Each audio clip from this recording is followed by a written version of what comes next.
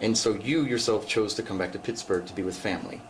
What happened after coming back to Pittsburgh? I had been through chemotherapy, and that was making my immune system worse, and it really was killing me, it turns out.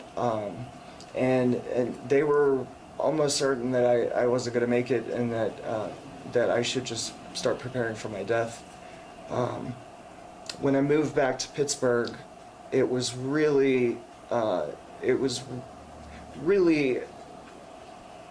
so that I could die. I moved back so that I could be with my family. I remember seeing TV shows where, people are dying and they're around their family, and I thought, well, why isn't my family here? Coming back to your family, what was when they saw you? I couldn't, like I said, I couldn't even imagine being around my mother being that way, because I know she would be just outrageously devastated. Now, how was your family reacting? I know before you had mentioned that you were homeless and you had kind of gone down this spiraling out of control, and you came back to them. Mm-hmm. And so how did they react by you coming back to your family?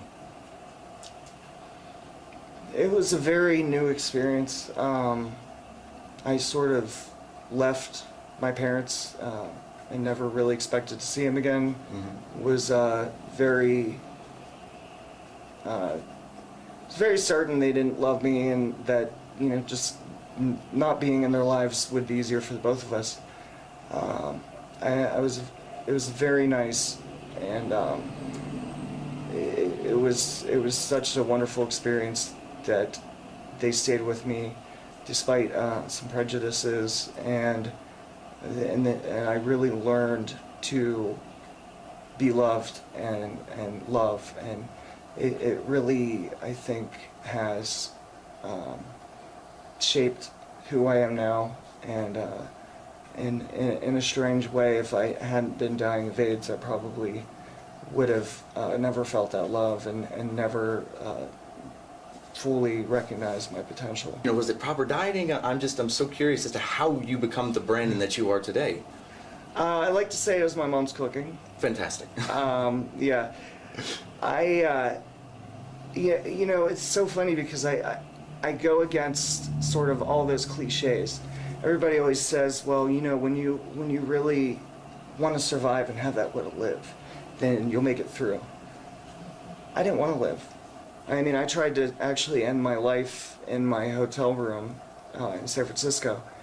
Was this before the diagnosis or after the diagnosis? This was when I was dying, and I was in a lot of pain and suffering.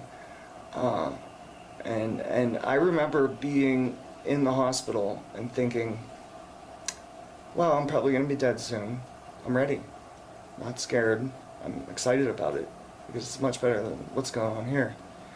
So, yeah, I get a lot of that cliche. And I